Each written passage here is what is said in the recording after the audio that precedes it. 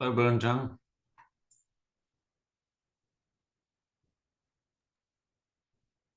Hey, Tony. Hey, Boone. Hi, Tony. Who else is Hi, on? James. Hi, Tony. Hello, hello. Yes, James, we can hear you. Hey, Mark. Hello. How are you? Good. How about you? Oh, good. Thank you. To hear that.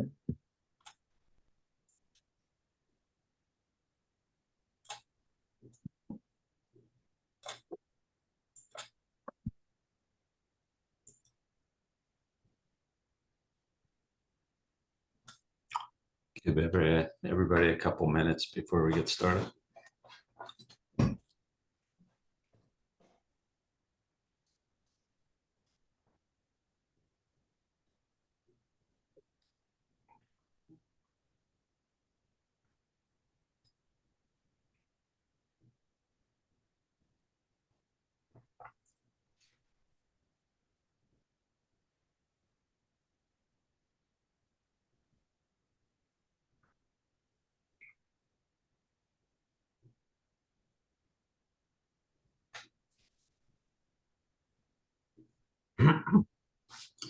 Yeah, just as a reminder to everybody in Zoom, if you could change your profile and just put company name.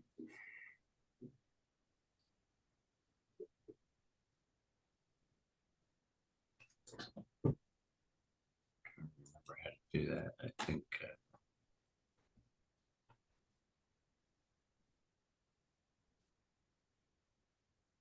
There you go. You do that, Mark, for the benefit of the others. All right, looks like people are figuring it out. Hey, Ansus. Yeah, I'm trying to change my profile, see how I can do it. Yeah, if you have a Zoom account, you could just set it up once and you're done. Yeah.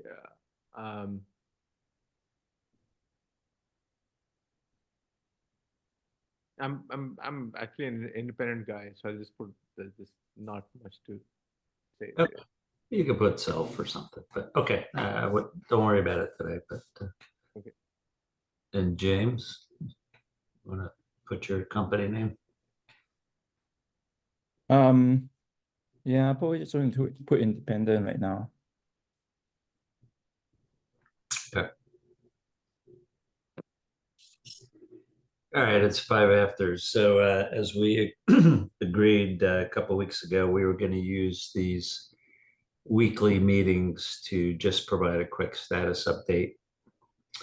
And then moving forward, as we start the implementation, we will have request working members to who are interested in actually working in developing the format to volunteer. And then we'll set up a separate working group just for those individuals, and they'll schedule that at their convenience rather than just having an open, broad meeting. So with respect to, this is the MDK meeting, correct, James? Yeah, this is an MDK meeting. Yeah. So it's my understanding. Are you taking notes, James? Do we have an agenda? Yeah,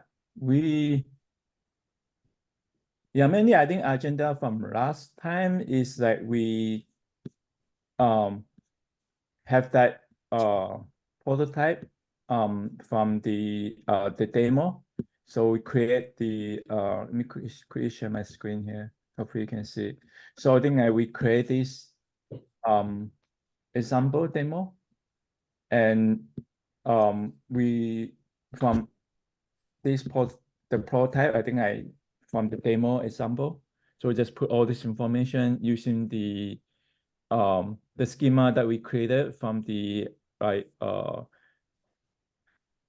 manual, the one that's recommended. I think that used for materials, design informations in the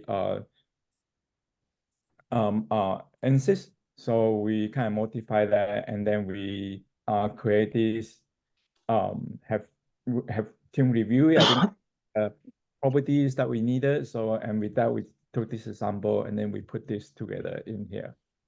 So I think that's from the last time, and then we asked everyone that we can review or anything that we need to add more on top of it. Okay, thank you.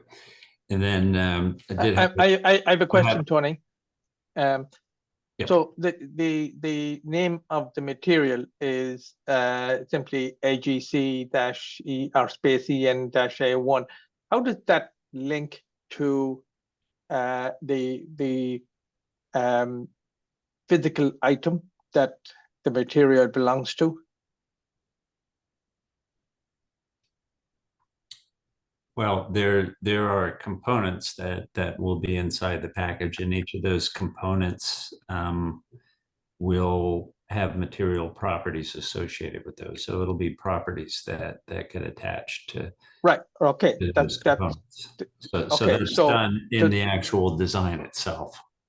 right. So in the XML file that you just showed, there was no link to how or no way to show that the component is connected to the material. Are you saying that the name of the material is the unique connecting element? I'm not saying that. That's what's in the prototype. That's something we need to define. All right. So I think, okay. Michael, based on the discussion we had the other day, I think we've got kind of a first cut. We do have some material properties for this dielectric and substrate. And we also need to do one for the chiplet, but we were going to use this right now initially, and then you were going to go back and check our compliance with the JEDEC schema to to make sure that we're consistent with that. So before we start implementing this and creating the general purpose library material properties, we want to go through that validation process. All right. So this material kit that you are showing here is for the individual dies that goes on the interposer, or for the interposer itself? Well, the I know substrate is the so the substrate is the interposer, and then the dielectric is for the dielectric material for the RDL interconnect on top of that. So we don't have a substrate in this design, and we haven't defined the die yet. So the initial cut of the design will be an interposer with the chiplet dies on top of that. All right. So this MDK would not include this information for the actual dies or the Right. individual components, because that information is already included in the part model. Correct. Okay, very good. Yep.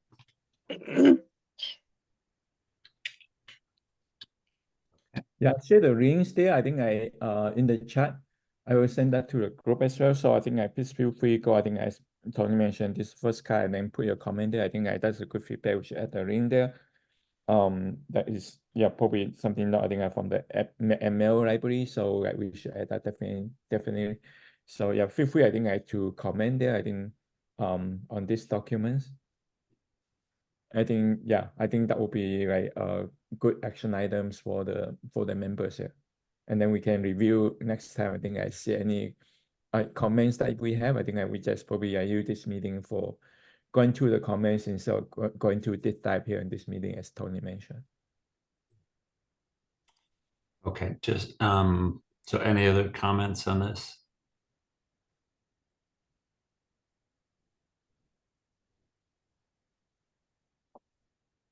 No. Okay. So again, we are looking for anybody who wants to actively work on this. If you're interested, just let James, you want to be the point of contact for that? Sure. Yeah. So yeah, I share 3 documents, and then also have this document will be. I want to talk next about the spec here. So this is the material design kit. So there is a requirement that we have to create the OCP spec. So you're the owner of this, correct, James? Yeah, I think I share with everyone here to the team. I think I put the link there. I think everyone should have access to be able to access to it.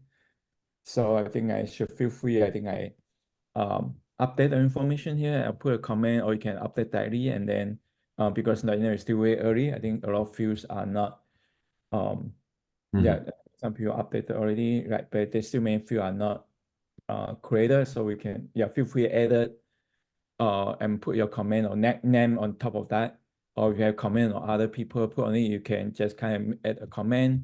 If the new section, just add your content and then put your name on top, so we can refer to a person who created content, so we can kind of follow up on it if there are any questions. So I think it would be helpful to either, put some notes in the document. I wouldn't put it in the document itself, but either put some notes with action items, or you can create a separate set of action items, and then send out an email with the link of the spec and let people know that they have actions. So I don't think people are just going to proactively look this up and see, read through the document to find out what they need to do. So that's what I would suggest. No, don't put it in the document itself. Just put it as notes.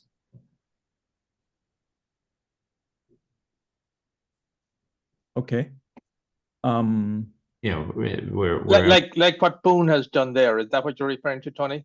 No, this is a comment. Yeah, well, a comment, a note. Comments are Comment. ideal there. Okay. Yeah. So I don't know if we can, create a separate comment type, but just I would put the, make it clear that the person has an action. And we don't have to do this online. Okay. Yeah, I will do something that I will add a comment on it. Yes. Okay. So again, I think we probably need Michael to go through and kind of review the format, check with the JEDEC and compliance, and we're going to want to just pipe clean it through our test design first, before we start, putting a lot of detail into this document and coding up all the formats. So I think, probably need, well, Michael, you have I think, Tony, before we make a decision on the MDK and how it relates to the rest of the design, we want to show you what we're doing on the ADKs, first of all, and how we can relate their rules to the design.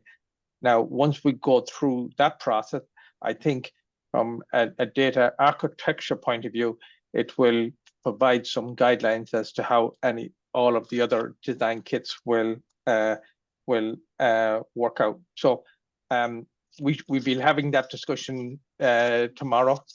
Hopefully we'll be able to go into enough detail at tomorrow's meeting. If not, we will need to set up a separate meeting, which is just a pure working meeting to go through and understand that ADK and the relationship on it. Okay. And to give you a heads up, one of the things that we will be proposing is that while we have separate files for ADK are for the design kits, and separate files for the individual components that makes up the demo, we're going to suggest to make a part model file for the entirety of the demo. And then when we do that, we can then take a look at the design kit files and see how they will work out against the entirety of the demo design, for linkaging purposes and things like that. And if we can solve those problems, I think we will have a structure that's highly scalable, where you can get individual part model files coming from different companies and individual design kits coming from different companies. So we have a bit of work to go through on all of these things just to figure it out. But and then I think this will just slot into place very easy. So you're talking about so there's, you know, when you say you're creating a part model for the design, so you're defining you know, I guess a physical and electrical model for each of the components in the package, right? In this case, each of the die, substrate, interposer. The substrate and the interposer we haven't done yet because we haven't got the pattern that David is going to talk about. I understand. No, I'm just talking about the process. Yeah. And now, are we including connectivity of these components? Yes. Well, And are we can. talking about why? We can do it, but not the physical pattern, but we can do a netlist pattern.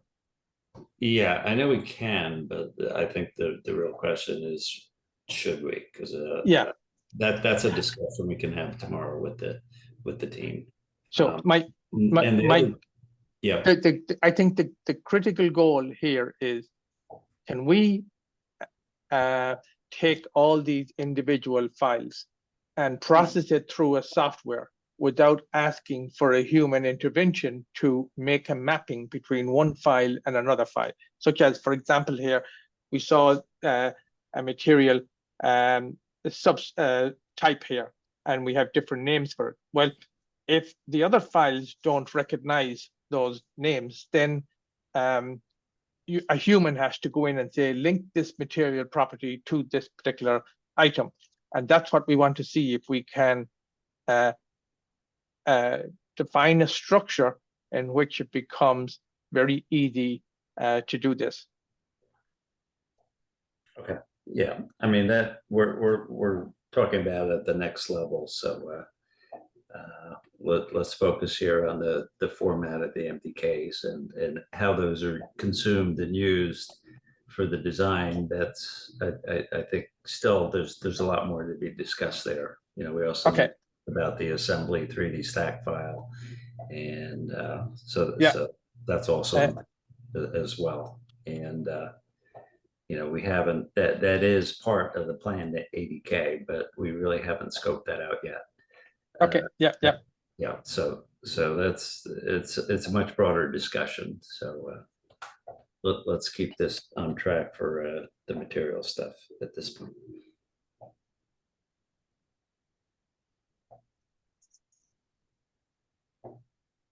All right. Can we put a target date to have this validation of the JEDEX compliance? Is this something a week, 2 weeks, next meeting?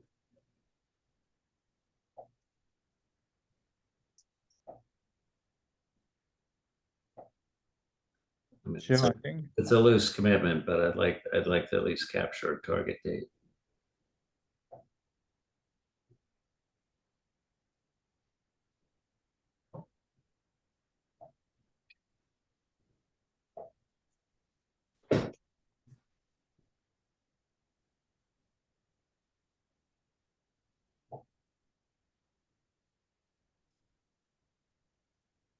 JEDEC.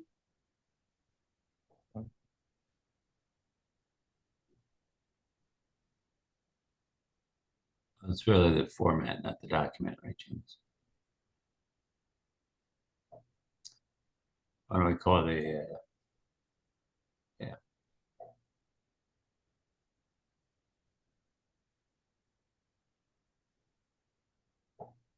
so. Michael, you can do that, or So I'm just doing the schema structure now, right? Yeah. And You can get rid of document in that sentence there.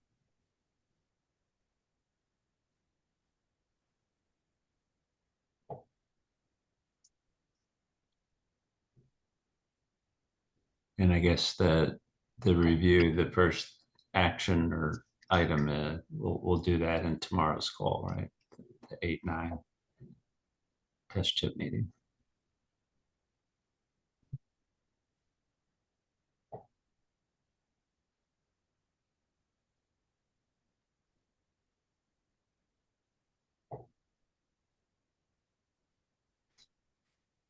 It's probably a little bit premature to put a date on the spec. So, but we should start thinking about that once this stuff firms up, once the format firms up. Okay, so should we put that, or we just kind of put tentative?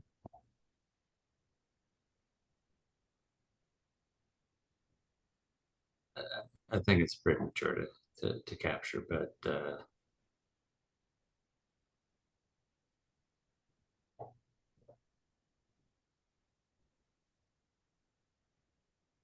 Yeah, put like this. yeah, but, yeah.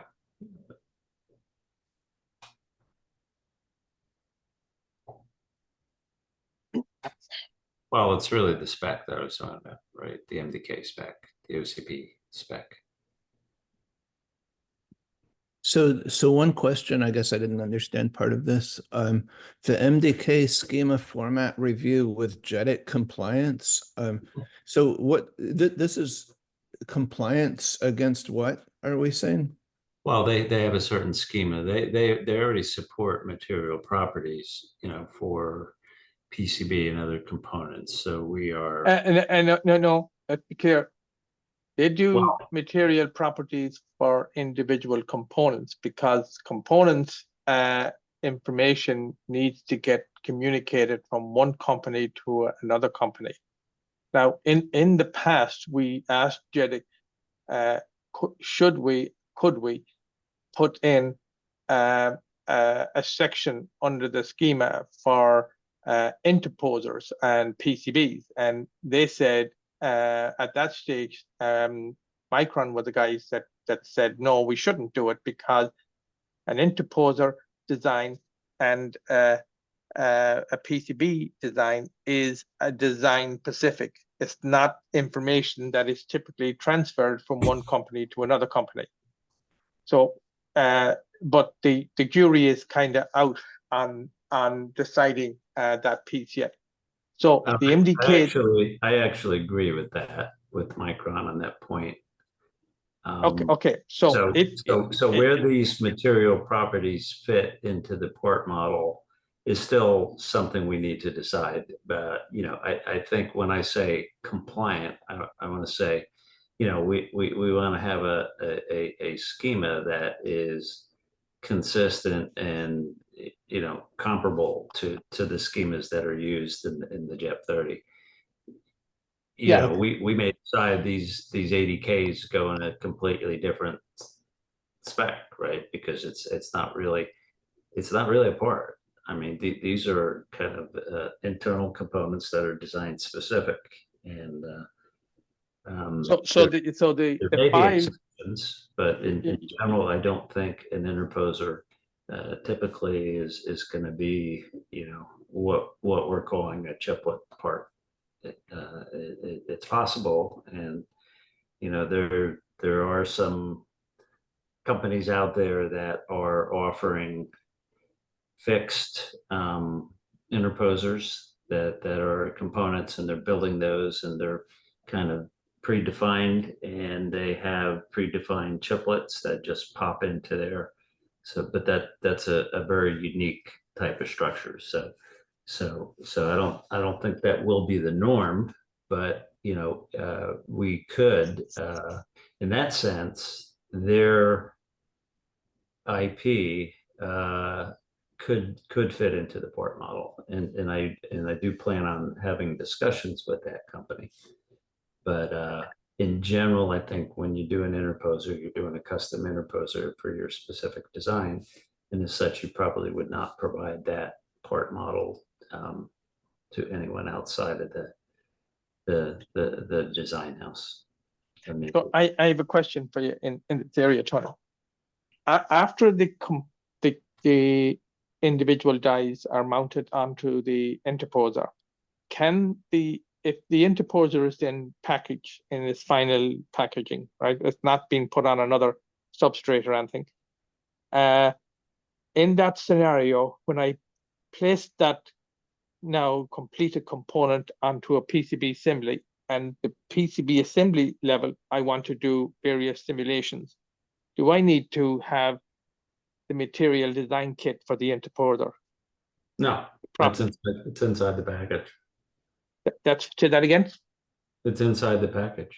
So you would deliver a thermal model, likely a BCI ROM model for that packaged part. All right. So it's none of the it's a black box in terms of the components inside. It's a black box. So none of the CTE and the material properties that James just showed is necessary to be exposed at the printed circuit board level. Correct. Okay, so that now kind of still fits into what Micron has said, that at no point in the flow does the interposer become a commercial type of component that is shared between multiple companies. And therefore, because of that, it shouldn't go into the actual part model. Now, having said that, we've always said that the design kits come from foundries and test houses, etc., and the individual dies come from foundries. The individual die goes into a part model, but the reason why we wanted to have the design kits adhere to the part model schema was not because we wanted to put a design kit into the same XML file as a die part model. We just wanted to ensure that they comply to the schema so that the terminologies are consistent between what you have on the part model side and what you have in the design kit side, so that you remove the human in the loop to do the mapping. Yeah. We could do the same thing with the interposer and make it clear that the purpose of this is only to enable software tools to make correlations between the separate files, but it is not a practice to incorporate the design of the interposer inside a part model file. And we could write that up in that way. Right, but again, I think in general, an interposer you would not create a part model and put that in a catalog in general. But this one company that I mentioned could very well indeed create a part model for the chiplet and for their interposer, and they could do that. It's only going to work for their ecosystem. So they have a bunch of chiplets, and they have a handful, I don't know, 3 or 4 different pre-built interposers, and it's really a Lego block approach. So they have 10 parts that are manufactured. They have inventory for that. So I think that fits in to the standard part model, but I think that's the exception rather than the norm. We All still so what we're doing with the part model and really above and beyond what 3D Blocks originally was intended for is using these formats for as part of the design process. So we're still creating the same models, but we're not going to publish those parts. So we're only going to publish the stuff that is appropriate to publish. So I think that is a user decision.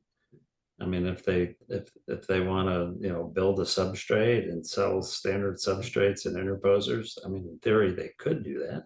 I don't know why, but I don't know who would buy it, but I don't think we should preclude the ability to do that. But again, I think that's going to be a very small exception. I think predominantly. I mean, we're even whether or not we'll really get to a point where we're going to have a true ecosystem of chiplets. I mean, that's where the biggest opportunity is. And even that, it remains to be seen whether or not that model is really going to take off. But, I would argue that is our charter to promote, having reusable chiplets in an open marketplace. That is the charter of CDX. So we're enabling the formats to be able to do that. Some of the other underlying components, they're consistent formats and standards that can be used in the design process. But, ultimately, at the end of the day, whoever is doing these designs, they decide, what they're going to sell to third party versus, the internal working stuff, would be kind of just for internal use only.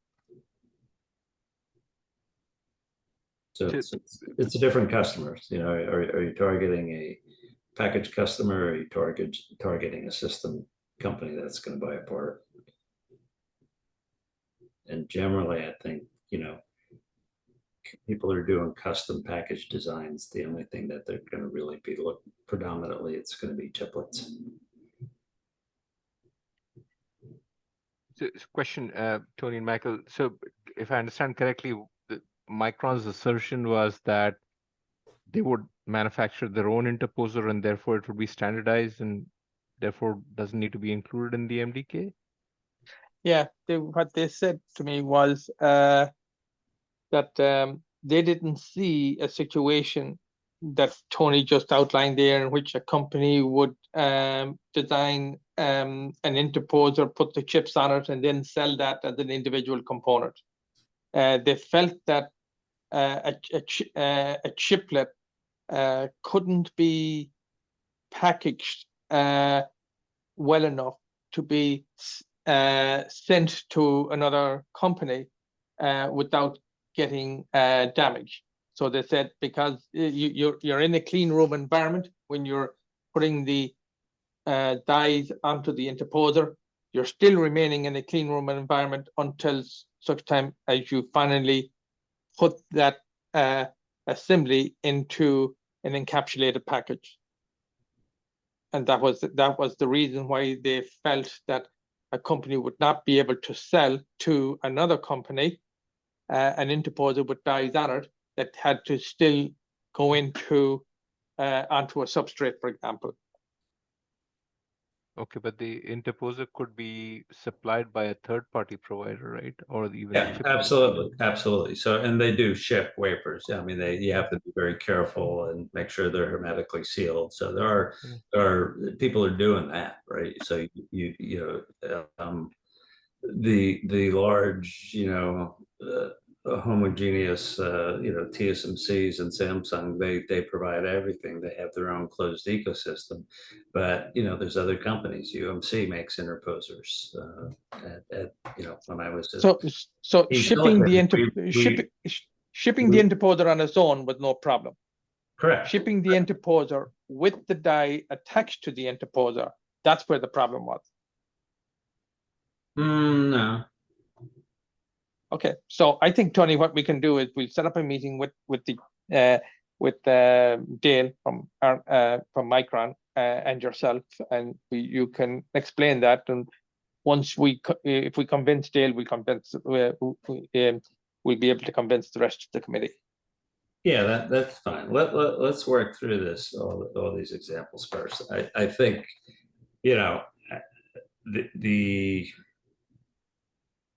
I mean, do they have an issue with an interposer per se?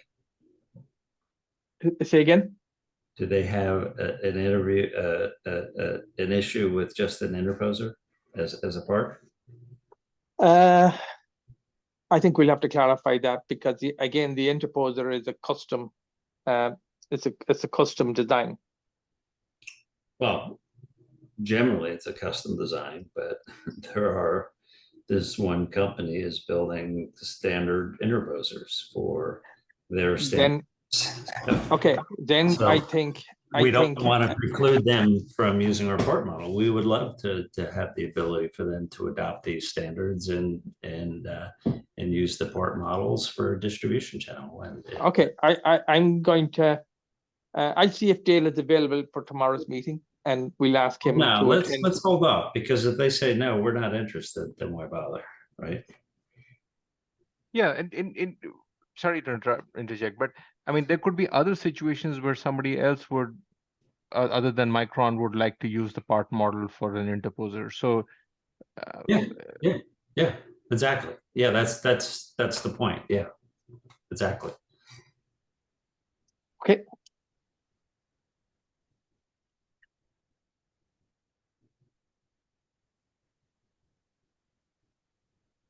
Okay.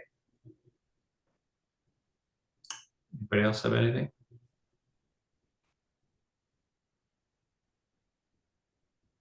Yeah, no, from my end.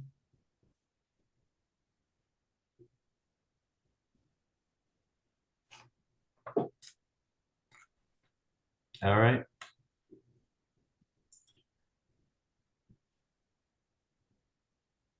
Yeah, I think that's all then. Thanks, everyone. Going once, twice. Okay. Okay, thank you. Thanks, everyone. Yep. Thanks. Thanks. Bye. Bye.